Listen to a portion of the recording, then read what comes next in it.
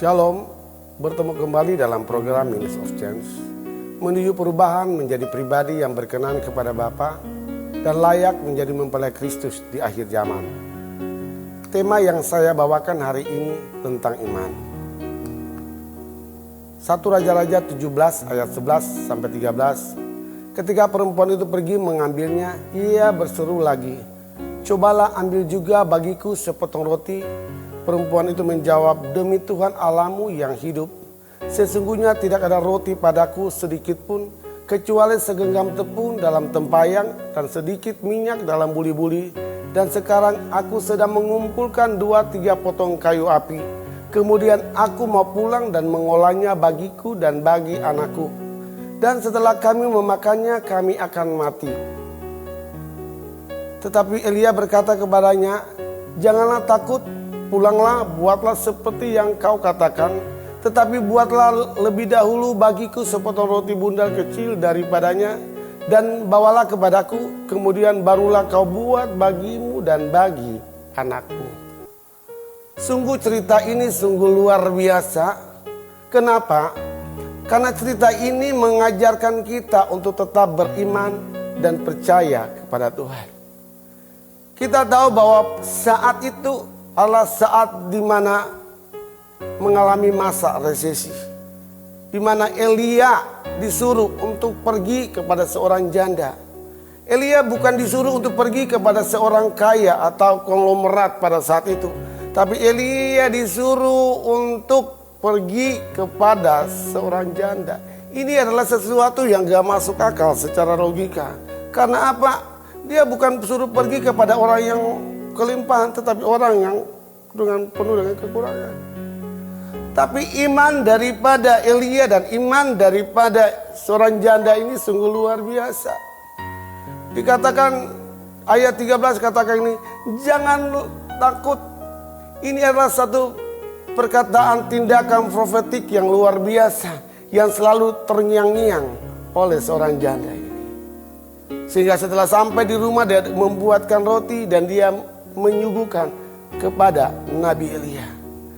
Bapak Ibu yang dikasihi oleh Tuhan, situasi kondisi hari-hari ini mengajarkan kita untuk jangan melihat kepada keadaan, tapi kita melihat kepada kuasa Allah yang kita sembah adalah Allah yang luar biasa.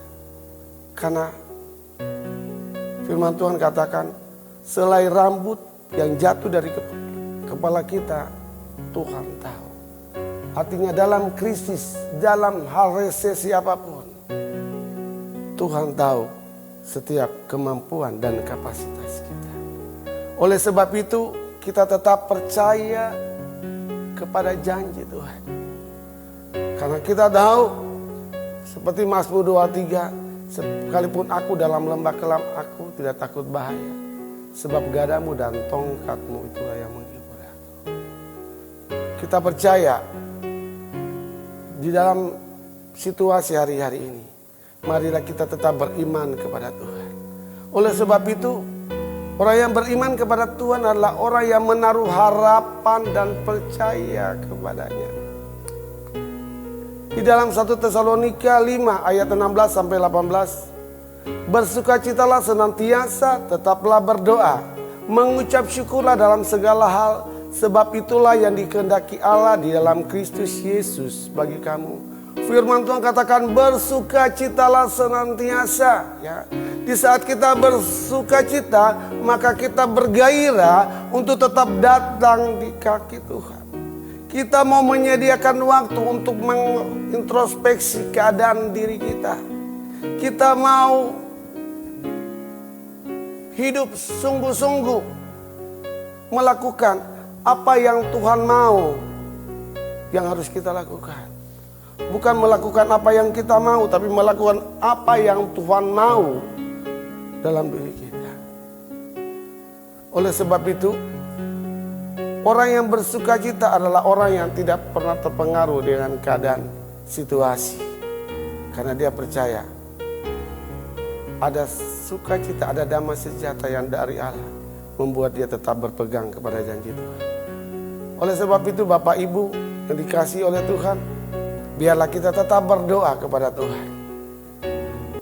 hari-hari ini kita diajarkan untuk menyediakan waktu yang terbaik.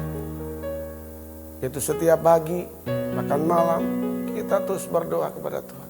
Kita minta campur tangan Tuhan dalam setiap kegiatan kita, pekerjaan kita, usaha kita. Dan firman Tuhan mengingatkan kita, mengucap syukurlah dalam segala hal.